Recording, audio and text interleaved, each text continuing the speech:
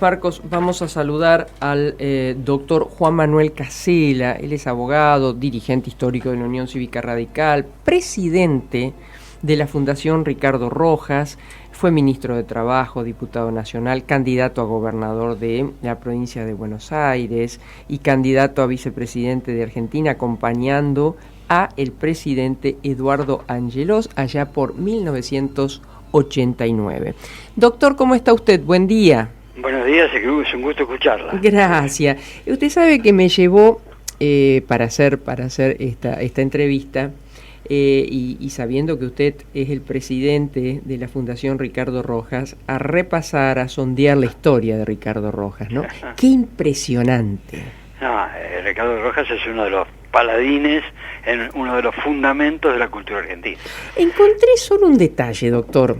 Sí. Que tal vez sea producto de aquel momento, porque todo lo demás es... Mire, les pido a la audiencia que lo busque, que lo googlee, que cómo año tras año producía libros, desde su formación autodidacta llegó a rector de la Universidad de Buenos Aires. Bueno, cantidad enormes de actos importantísimos. Lo único que me generó una duda fue cuando fue nombrado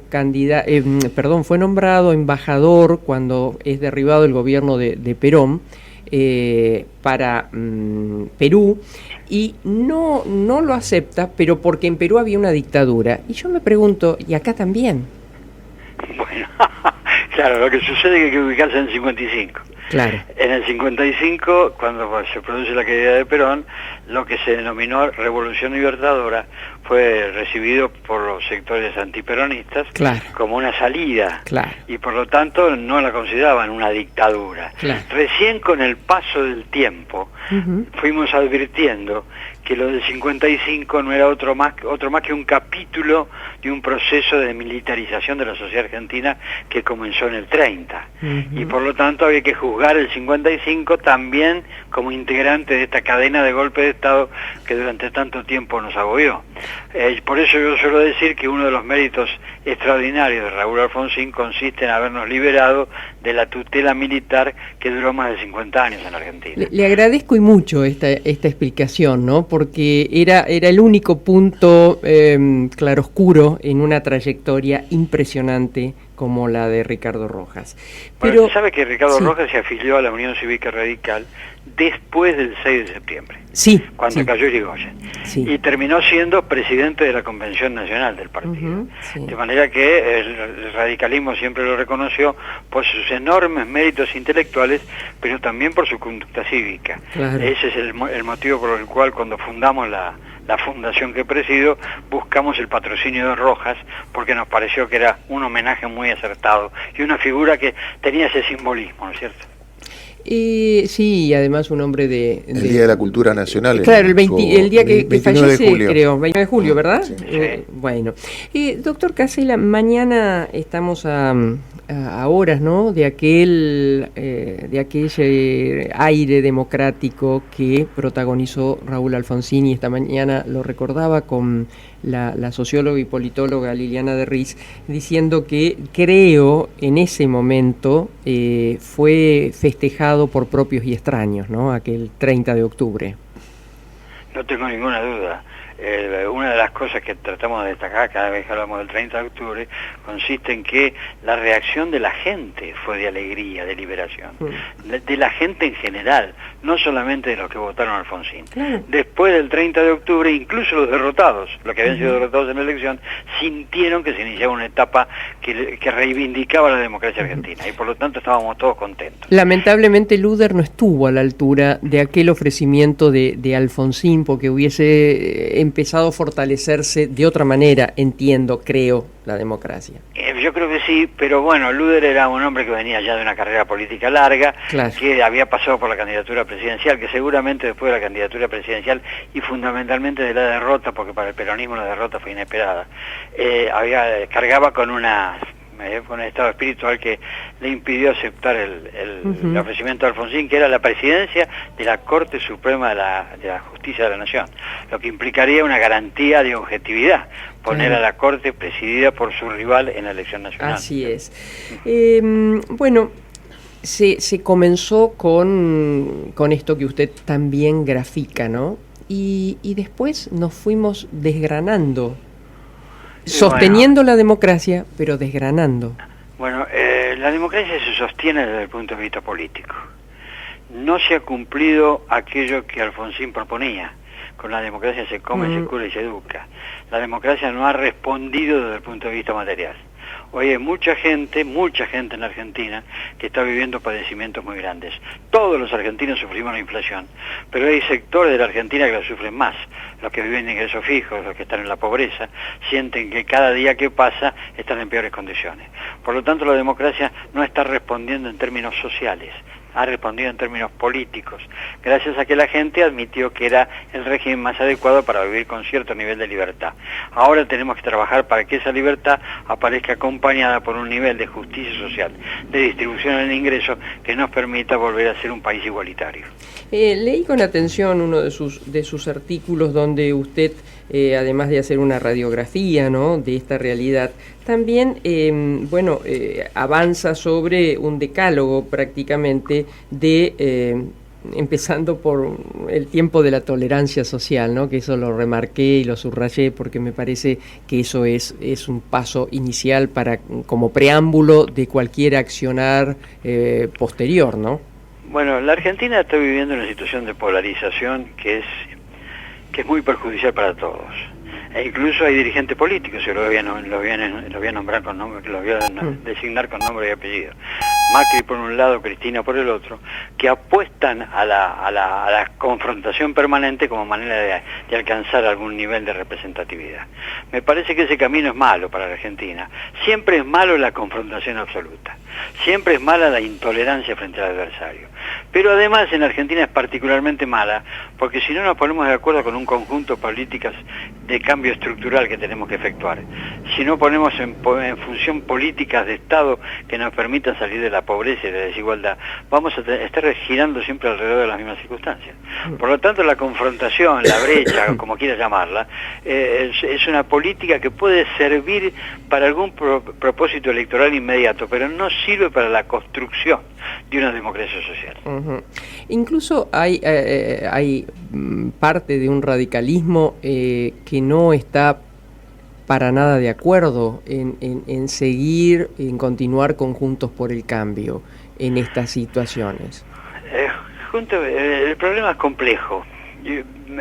Usted sabe que yo soy un opositor a la... Fui en su momento un opositor a la decisión de la Convención de Gualeguaychú, en el sentido de que acordar esta coalición que integramos con el PRO. Pero me parece que debemos analizar este asunto. Hoy el país necesita tener alternativas electorales, el país necesita tener una propuesta distinta. Lo que debe hacerse es elaborar esa propuesta a partir de las ideas y no solamente de los candidatos. No se trata de proponer nombres. Estamos viviendo una etapa de candidatura, de democracia de candidatos. Tenemos que volver a ser una democracia de ideas, de propuestas, para que la gente sepa para qué sirven los candidatos. Si nosotros decimos simplemente que queremos tener más concejales, más diputados, más gobernadores, el presidente, el vicepresidente, no estamos diciendo lo que la gente espera. La gente espera que le digamos cómo salimos de la pobreza, cómo fortalecemos la educación, y por lo tanto, primero los contenidos y después los candidatos. En esos términos, Juntos por el Cambio justificaría su presencia en el escenario político, formulando una propuesta. ¿Usted cree que hay posibilidades de ello? Yo creo que las posibilidades existen en la medida que existe la necesidad. La duda que tengo es si existen los recursos humanos. Y lo digo con toda sinceridad, yo tengo 50 años de vida política. Creo que este momento de la política argentina es un momento mediocre. No hay grandes valores. No hay personalidades importantes, hay algunas individuales, pero digamos que no hay conducción política con grandeza. Y por lo tanto falta el instrumento humano para construir las coincidencias que nos saquen de la... No hay liderazgos, doctor. No hay liderazgos, no solamente no hay liderazgos, además no hay actitud, no hay búsqueda de aquellos conceptos centrales que permiten fortalecer una propuesta. Lo quiero decir en estos términos. Me parece que competir por candidatura sin decir para qué queremos la candidatura no sirve para nada. Sí. Primero digamos para qué queremos las candidaturas y después sabremos quiénes son los nombres de los candidatos. Sí, con quién y sin para qué es difícil.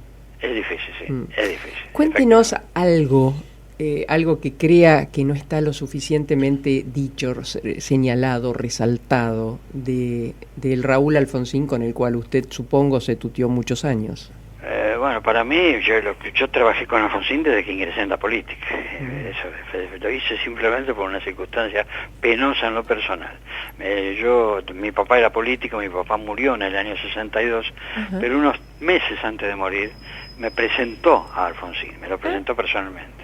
Ahí lo conocí, cuando mi padre murió yo era un muchacho joven, empecé a hacer política yo. Y ahí lo hice permanentemente con Alfonsín. A partir de esa relación, el mejor Alfonsín que yo conocí fue el Alfonsín del 76 al 83. ¿Por qué? Porque asumió la misión de preservar los derechos humanos en Argentina. Porque no tuvo temores, porque ofreció la vida, hubiera podido perderla perfectamente, porque además se comprometió frente a la opinión pública cuando decía aquello de que no podemos actuar como si nada hubiera sucedido en Argentina. Es decir, aquel Alfonsín que reivindicó los derechos humanos encontró el argumento de fondo para darle legitimidad a la democracia que nació el 30 de octubre. Doctor, ¿Alfonsín miraba las encuestas? No, Alfonsín, vamos a ponernos de acuerdo. Tanto Alfonsín como mi padre eran políticos pre-encuestas, no sé si está claro. No, sí, claro. Se formaron en otra manera de hacer política. Sí, pero además no lo hubiera visto igual, ¿no? No, tampoco no le interesaba.